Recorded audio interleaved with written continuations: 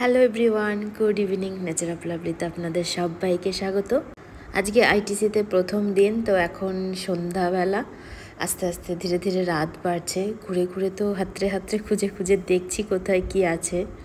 ITC কিন্তু মোটেও একটুখানি জায়গা না, প্রচুর বড় জায়গা। তো এখন আমরা চলে এসেছি বাফেটস জোনে। যারা বাফেটসে খেতে পছন্দ করে তাদের জন্য তো এটা একদম আদর্শ জায়গা।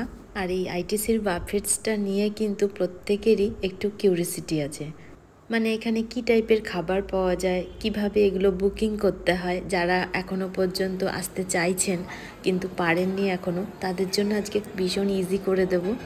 কারণ আমার কাছে একটু ধোঁয়াশা ছিল যখন আমি আসিনি, বাট আজকে আমি এসেছি, সম্পূর্ণটাই জানতে পেরেছি।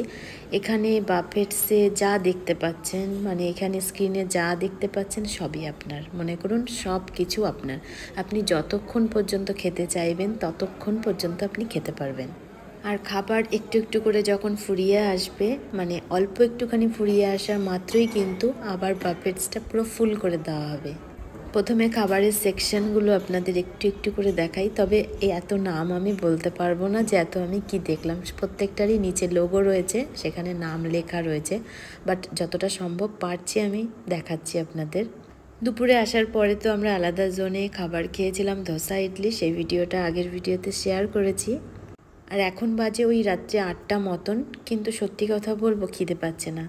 ওই যে একটা প্রবাদ বাক্য আছে না, ঘ্রাণেন অর্ধ ভোজনম, তো আমি আজকে ঘ্রাণেনও বলবো না, বলবো দর্শনে অর্ধ ভোজনম। তো সেটাই হয়েছে, আমার শুধু বলবো না, আমাদের সবাইরই একই অবস্থা হয়েছে। এত খাবার দাবার দেখে এতটুকুনি খিদে নেই, শুধু দেখেই যাচ্ছি, বুঝতে পারছি না কোনটা কোথাকার খাবার, কোনটা ভুল করে তুলে ফেলবো যেটা হয়তো আমরা খাই না।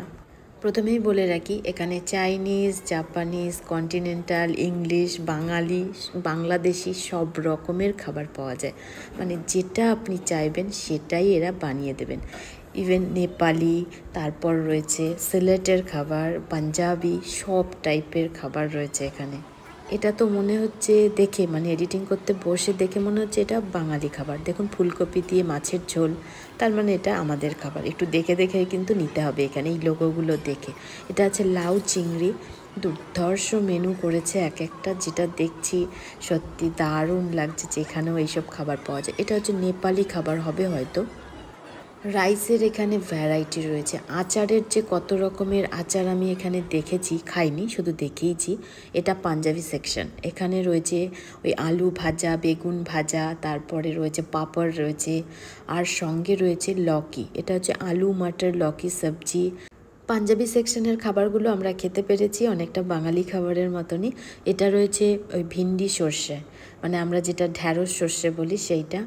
সাইডে এটা রয়েছে ডাল মাখানি, সরি এটা ডাল মাখানি না, এটা হচ্ছে পিলি ডাল বা ইয়েলো ডাল, এটা কিছু একটা হবে, কিন্তু টেস্টি ছিল। এইটা হচ্ছে ডাল মাখানি, এটা ভীষণই টেস্টি ছিল। পাঞ্জাবি খাবার সত্যি ভীষণ টেস্টি হয়।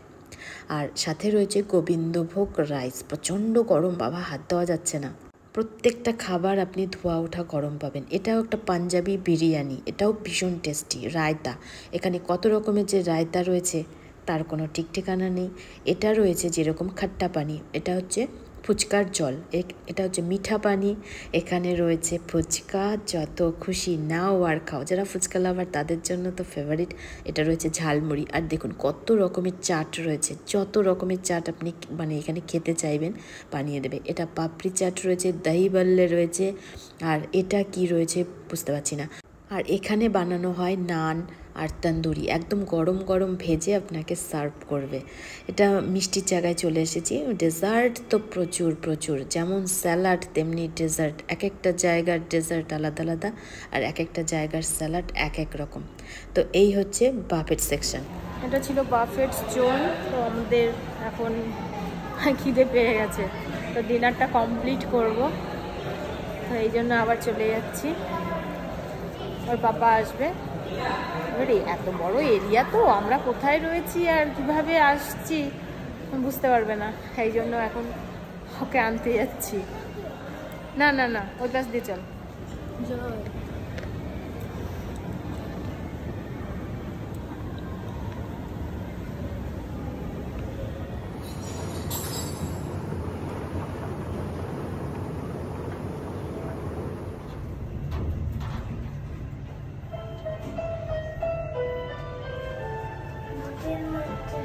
এই যদি লাইট চলে যায় তাহলে তুই বুঝে যাবি তারপরে তুই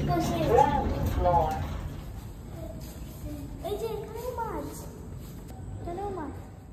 আমরা যেরকম প্রচুর হাঁটতে পারি, আমার কর্তা আবার অতটা হাঁটাহাঁটি পছন্দ করে না, ভীষণই সুখী মানুষ। তো এতক্ষণ যে আমরা হেঁটে হেঁটে দেখেছি না, এগুলো শুধু আমরাই দেখেছি।